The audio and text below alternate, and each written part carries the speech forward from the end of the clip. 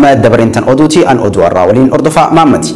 Godina Arsii aanaa Heexoosaa magaalaa Itayyaatti humni addaa poolisii Oromiyaa dargaggoo Oromoo tokko irratti dhukaasuun akka ajjeese jiraattonni bilbilaan OMN himan.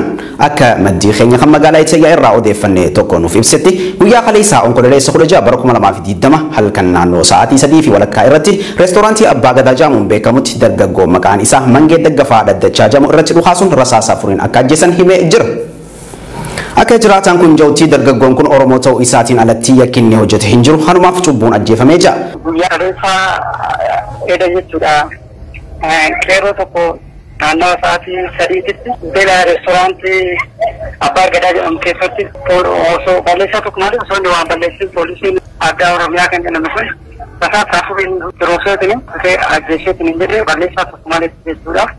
Dhumarratti maddi keenya kun dhaamsa isaatiin murni taayitaa dhuunfatee biyya bulchaa jiru maqaa amantiitiin Oromoo adda qoodee hokkara uumuuf tattaafachaa waan jiruuf uummanni Oromoo tokkummaan shira kana dura dhaabbachuu qaba jechuun islaamee jira. Murni seeraan ala taayitaa dhuunfatee jiru kufaatii dinagdee biyyattii keessatti dhalchee wal qabate wayitii ammaa mindaa hojjettoota waajjiraalee garaagaraatiif kafaluu dadhabaa akka jiru maddeen gabaasan. Durgoon hojjettootaaf asiin dura kafalamu bakkoota hedduutti erga addaan citee turee jira jedhan hojjettoota keessaa kanneen OMN fi yaada kannan Usmaan Baayyuu dabalata qaba. Kufaatii dinagdee biyyattii mudatee jiru wal qabatee murni biyyattii afaan qawweetiin to'atee bulchaa jiru sadarkaa mindaa hojjettoota waajjiraalee garaagaraa kafaluu dadhabuu irra ga'ee jira jedhan keessa beektonni. Hojjetaa mootummaa kan ta'ee fi namni maqaan isaa akka hin eeramne nu gaafate tokko Harargee ba'aa aanaa Gursumirraa bilbilaan Oromiyaa miidiyaa neetworkiif akka ibsetti durgoon hojjettootaaf asiin dura kafalamaa ture erga addaan citee baatilee lakkaa'amanii akka jiran himuun mindaan baatiidhaan nuuf kafalamaa jirus addaan cituu mala jennee sodaa guddoo keessa jira jechuun dubbata.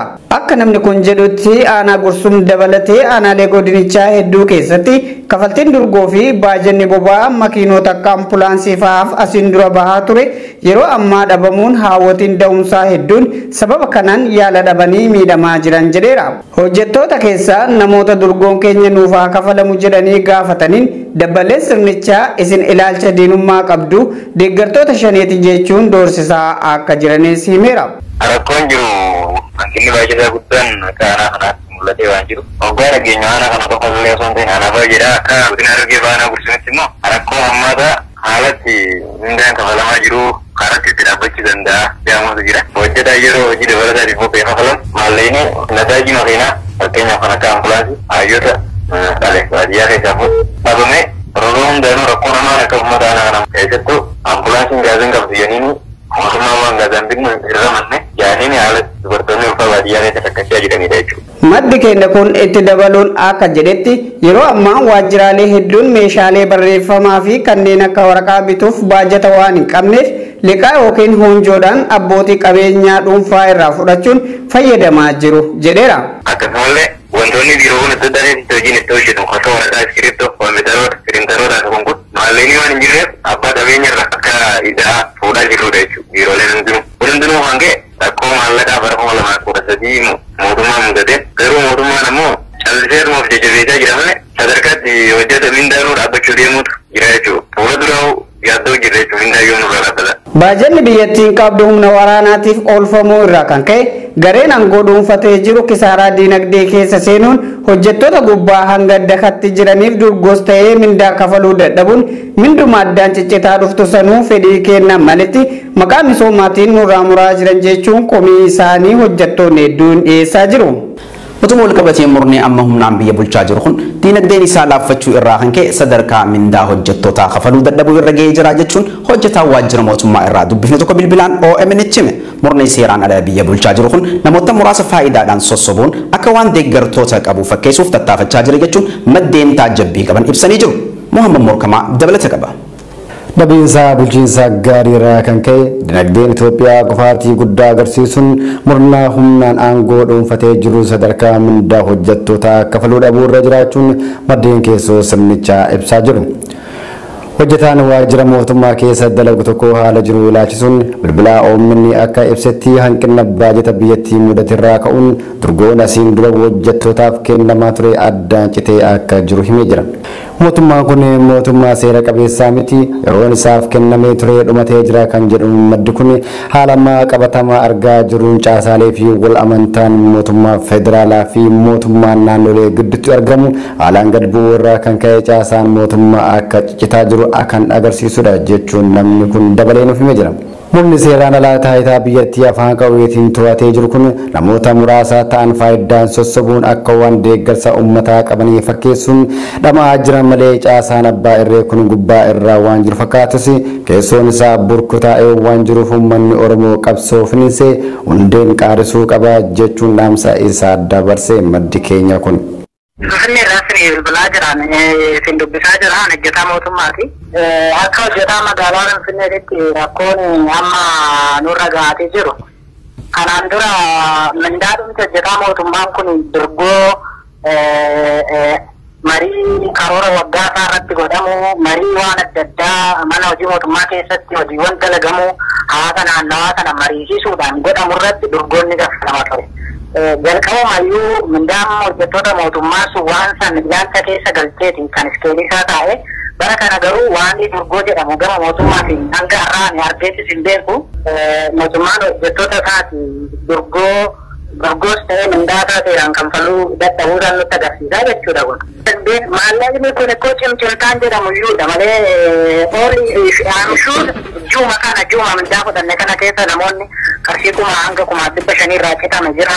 Gabataa lahaa garmoo maal jedhan sanis bisallee itti dabalanii too namoota irraa callisanii kutanii gaafa hojjettoonni deemanii oliyyannaa kutaa magaalaatiitti magaalaa irratti aanarra jira irratti gaafa dhiyeeffatanii namni isaan dhaga'uun jiru deebii argatanii kun cimcimtaa otoo hin taane dhibbaan dhibbatti waan na jiru. Mootummaan kun mootummaa seeraan alaati yookaan immoo mootummaa hin jedhamu garee gurmaa'ee biyya sana yeroodhaaf bulchaa jiru jedhee kan fudhadhaa kuni maal agarsiisaa diigamuu caasaa mootummaa aanaa amma federaalaa jiru natti agarsiisa jedhee fayyaada. Haaluma wal fakkaatuun godinaalee fi aanaalee gargaraa keessatti durgoo fi mindaan isaan argachuu qaban seeraan kaffalamaa fi akka hin jirre odeeffannoon keessaan nu qaqqabaa jiran ni mirkaneessu. Oduu gara biraatiin murni afaan qawweetiin biyyattii bulchaa jiru kufaatii dinagdee isa mudatee wal qabatee hojjettoota mootummaa seektara garaagaraa irra hojjetan hedduudhaaf mindaa seeraan kafalaa fi kan hin jirre ta'uu keessa beektonni Oromiyaa miidiyaa neetworkitti himan. Sababa mindaan yeroon kafalamuu dhabeef hojjettooti komii dhiyeessan xiyyeeffannaa keessa galchuun hedduun hojii irraa kan ugguramanis jiru. Faayisaa Eliyaas gara sittii bilbiluu waan qindeeffatti qabdi. Itiyoophiyaan sababa bulchiinsa gaarii dhabuutiin kufaatii dinagdee isii mudateen wal qabatee wayitii amma hojjettoota mootummaa seektara garaagaraa irra hojjetaniif sadarkaa mindaa kafaluu dadhabuu irra geessee akka jirtu hojjettoota keessaa kanneen OMN'f yaada isaanii laatan ibsan. Durgoonnis erga dhaabbatee ture kan jiran hojjettoonni kunneen sababii misooma jiruun mindaa hojjettootaaf kafalamuu qabu irraa fedha isaaniitiin malatti dirqamaan muraa jiraachuun himame. Hojjettoonni mootummaa waajjira garaagaraa keessa hojjetan hedduun mindaan yeroon kafalamuu fi dhabuurraan kan ka'e mana kiraas ta'e jireenya keenya akkaataa itti gaggeessinu nutti ulfaatee jedhan. Wayita isaan gaafii dhiheessanitti kallattiidhaan doorsisaa fi akeekkachiifni isa xumura kan laatamuuf ta'u odeeffannoon garasiin dhaqqabe kan mirkaneessudha. Kana malees namoonni yeroodhaaf hojii irraa ugguraman kan jiran ta'u namni dhimma kanatti dhiheenyaan beeku OMN'tti himame. Ani hojjetu mootummaa waajjira galiiwwaniiti. Akka waajjira keenyaatti rakkoon yoo ammaa deemaa jiru yoo jiraate durgoonni kaffaluudhaan raayyuu darbee mindaa yeroodhaan argachuudhaatii miti qarshii nuuf kaffalamu qarshii ani jiratti argachuudhaati mootummaan dirqiidhaan osoo nuti hin beekne mindaan ji'a tokko akka nurraa citu taasifamee jira. Kanaaf ji'a dhufurraa kaasee illee mindaa kana argatee ittiin jiraachuu danda'u ilaalle mindaa kochite dabalataan jechuudha rakkina biraadhaaf nu saaxilaa jira mootummaan kun. Hojii humnaa olii jennaan ni jiraata. Garuu mootummaan kun dirqama ni deemu kafaltiin nu kaffalaa jiru tasumaallee wal argaadhaa hin jiru. Inumaayyuu guyyaa eeganuu kaffalamuurrayyuu darbee yerootti ji'a lama keessatti yeroo tokko nu kaffalamaa jirutu jira. Wanti dhiyeessaniif jechuudha. Kanaaf ijoollonni nuti mindaa kanaan jiraachuu dandeenyu karaa kaffallee ittiin jiraachuu hin dandeenye jedhanii mallattoo sana hin fudhanne jedhan akeekkachiisni guddaan kenname kallattiidhaan hojiirra akka taasifamaniif xalayaan akkasii dhufaafii jira. Kanaaf dirqama miindaa keenyarraa akka citu godhameetu jira. Sanuu miindaadhaan nu kaffaluu miti gurgoonuu kennuu qaamiti yeroo kaasnee miindaa keenya dirqama dirqisiifannee miindaa tokko akka mootummaadhaaf gadi lakkisnu godhamaa jira. Namni wanna sana hin fudhatu yookiin xalayaa dhufe sana hin fudhatu miindaa kanaan jiraachuu hin danda'u. Miindaan kun nan qabu fedhan iddoo tokko karaa mootummaa kana irratti fudhatu jiraate kallattiidhaan doorsisaa fi hojiirra akka gaggeeffamuuf jechuudha. Akka kanaan kan deemaa jiru. Miindaan yeroo nuuf kaffalamaa hin jiru. Akka nuti hin beeknetti ji'a lama keessaa yeroo tokko nuuf kaffalamaa jira jechuun komii qaban dhiyeeffatan hojjettoonni garasii dubbifne. Hojjettoonni mootummaa seektaroota garaagaraa keessa hojjetan kanneen OMN fi yaada isaanii laatan akka ibsanitti miindaan yeroo nuuf kaffalamaa hin jiru akka nuti hin beeknetti ji'a lama keessaa yeroo tokko nuuf kaffalamaa jira jechuun komii qaban dhiyeeffatan. Godina Wallagga Lixaa aanaa Sayyoonoletti dabbaloonni murna humnaan biyya bulchaa jiru dirqama maqaa leenjii badhaadhinaa jedhuun guyyoota sadiif uummata walgahii teessisaa jiraachuu maddeen OMN himan. Leenjii kanarratti paartii bilisiqinnaa deeggaruun paartii mormitoota balaaleffachuu qabdu jechuun hawaasa dorsisaa jiru jedhan Na'imaa Umar dabalata qabdi.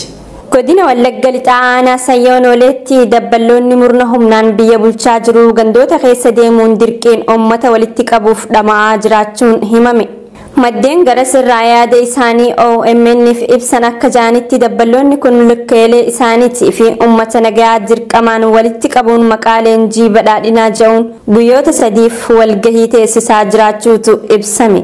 Kaayyoon leenjii kanaa uummanni paartii bilxiginnaa dirqiin akka jaalatuu fi paartii mormitootaa biroo akka balaaleffatu gochuun karoora bilxiginnaa kan waggaa 10 haala kamiin akka lafa qabsiisan irratti gaggeeffamaa akka ture jiraataan aanaa Sayyoonolee tokko kan dirqamaan walgahii kanarratti hirmaachisan saaxilee jira.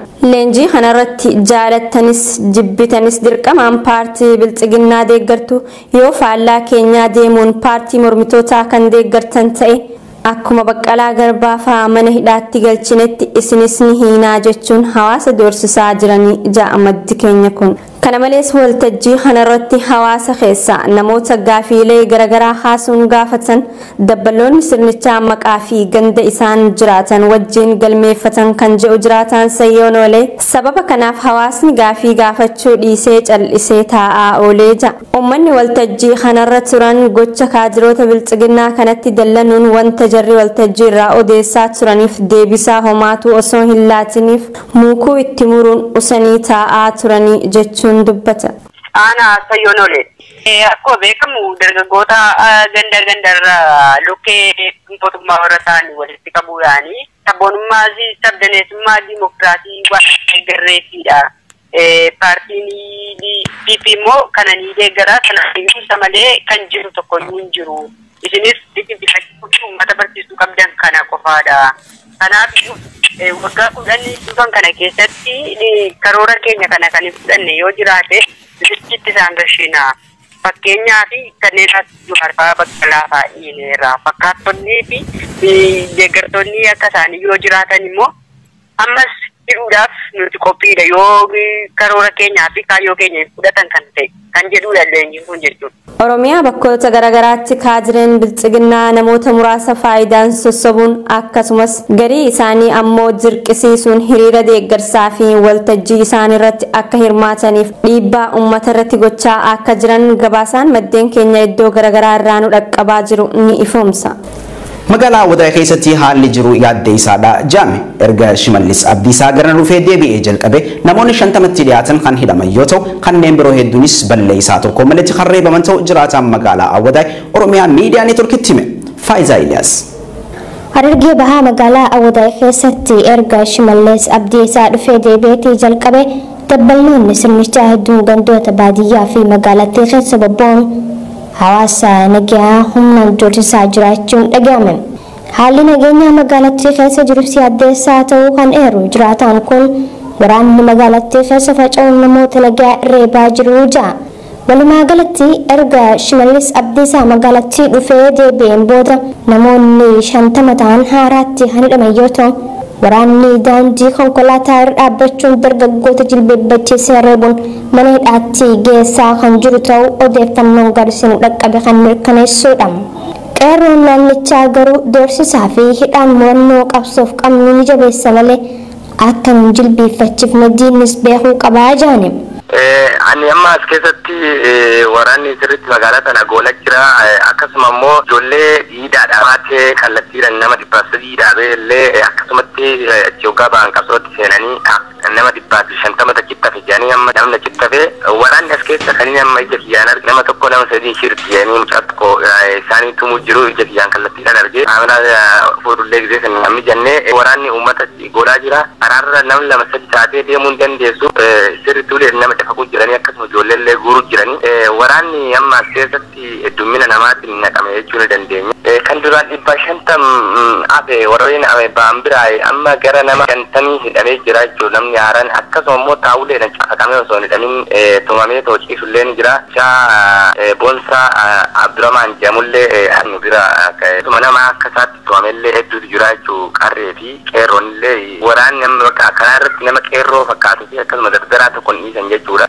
Waraanni sirriitti uummata miidhuu jira, miidhaa guddaan irraan gagga'uu jira jechuudha. Waraanni isin miidhaa jiru kun raayyaa ittisa biyyaati moo poolisa addaa Oromiyaati? Kallattii nama kaleessa jechaan kan inni argee mucaa jilbeeffachiisanii nama sadiin kakuu jiran poolisii Oromiyaati huccuu poolisii Oromiyaa uffatanii kaan immoo magaalaa keessattis deemee nama tumee nama mana daangeessi ni uleedha sirriitti tumaa jiru humna addaa makalaataati. Eessa kan geessan namootni hidhaman kunneen manni hidhaa itti hidhaman? Waajjira poolisii Ibbilee titti ijoolleen hidhaa jirti jechuun qabame kuni akkasuma immoo qabamanii jajjabdura jedhanii qabanii gara Harargeessan illee ni jira. Okay, baay'inni namoota Harargeessanii meeqa? Isaan keessaa qarree meeqa? Qeerroo meeqa? Ijoollee qeerroo nama 5 qabanii itti baay'anii kallattiidha waajjira Oromiyaa ta'a Hararitti dabarsan mabraa bakka jedhamu quban qaban 5. Mana bulchiisa poolisii magaalaa Odaa Ibbilee bakka jedhamutti hidhamanii akkasuma immoo galma Jawaroo bakka jedhamutti illee ijoollee muraasa hidhanii geessanii achitti reebaa jiran odeessa. Kanneen reebaman lakkoofsaan baay'ee ta'uu kan eeru uummatni keenya kun isaan hidhaman ammoo waajjira poolisaa Ibbilee jedhamutti kan geeffaman ta'uu fi haalli qabiinsa mana hidhaa keessa jirus ulfaataa ta'uu dubbate. Kanneen afaan biroo gara mana hidhaa magaalaa Harar Maabraa jedhamuun beekamutti hidhamanii jiraachuu jiraatan magaalattii dhimma kanatti dhiyeenyaan beeku OMN itti hime. Oduu teenyitan xumuraatiin lammiileen Itoophiyaa kanneen mana hidhaa Saawudi Arabiyaa keessatti hidhamanii jiran rakkoo hamaaf saaxilamaa jiraachuun gabaafame. Manneen hidhaa kana keessatti daa'imman baay'inaan kan argaman yoo ta'u daa'imman kunneenis nyaata gahaa argachuu dhabuu irraa kan ka'e miidhamaa jiraachuu maddeen OMN itti himanii jiru. Dabalan isaa akka inni ta'anitti siif dhaata. Baqattoonni Oromoo fi lammiileen Itoophiyaa kanneen biroo dabalatee mana hidhaa Saawudi Arabiyaa magaalaa Riyaaditti argamu keessatti hidhamanii jiran rakkoo hamaaf saaxilamaa jiraachuu maddeen gabaasan. Akka namni bilbilaa magaalaa Riyaad irraa Oromiyaa miidiyaa neetwoorkiif yaada laate tokko jahutti hidhamtoonni kunneen fulbaana 25 bara 2020 qabamanii mana hidhaa magaalaa Riyaad iddoo Bataa jedhamuun beekamutti kan hidhaman yoo ta'u hidhamtoota kana keessa daa'imman dabalatee dubartoonni hedduunis akka jiran ibsameeti jira. Walumaa galatti baay'inni hidhamtoota kanneenii daa'imman dabalatee tilmaamaan gara namoota 96tti akka dhiyaatan odeeffannoon garasii nu dhaqqabe ni ifoomsa. Haalli qabiinsa hidhamtoota mana hidhaa kana keessa jiru yaaddeessaa ta'uu fi daa'imman nyaata gahaa argachuu dhabuun miidhaan kan irra gahaa jiru ta'uu namni garasii odeeffanne kun OMN itti himee jira. Haalli mana hidhaa kana keessa jiru kan durirraa jijjiiramee jira. Gaafa duraa hidhamtoota guyyoota muraasaaf tursiisanii gara biyyaatti deebisaa turanii tan jettu maddi teenya tun amma garuu yeroo dheeraaf mana hidhaa kana keessa nu tursiisuun rakkoo hamaaf akka saaxilamnu nu godhaa jira jetti. Manni hidhaa hidhamtootaan guutamee jira waan ta'eef mootummaa fi qaamni dhimmi kun ilaallatu hundinuu fala kaa'uu qaba jechuun Oromiyaa miidiyaa neetwoorkitti himte. Manni hidhaa isaan itti hidhamanii jiran Saawudi Arabiyaa magaalaa Riyaad keessa immoo iddoo Bataa jedhamutti hidhamanii jirani. Nama hedduu isaan lakkoofsan hin beekamu garuu guyyaa sanii fi hanga nama 43 jedhanii yaani daa'imman wajjin haga nama 96 akkasii guyyaa dhumarraa mootu ammallee ittuma dabalaa jiranii. Isaan kan qabaman September 25 qabaman. Hanga har'aa immoo kakkunoo akkuma gartuu hidhaa jiranii. Haalli mana hidhaa keessa jiru baay'ee ulfaataadha. Daa'imman xixiqqoodha. Akka dhuunfaa kiyyaatti daa'imni daa'ima baatii afuritti mana hidhaa keessatti dararamaa jira. Ijoolleen hedduudha. Daa'imman baay'ee xixiqqoodha. Haalli mana hidhaa keessa jiru baay'ee ulfaata. Maan Oromoo addunyaarra jirtan hundi keessanuu Nuti jiraatota Saudi Arabiyaa magaalaa Riyaadii. Magaalaa Riyaadii jechuudha. Magaalaa Riyaadii jiraannaa achitti ilmaanii wajji mootummaan badii takka malee ilmaanii wajjin qabdee ilmaan fayyaa hin qabne kan baatii sadii tunamma waa takka nyaattu dhugaatiin qabdu haliiba qabdu mucaan kun ammoo dhibamaadha dhukkubsata.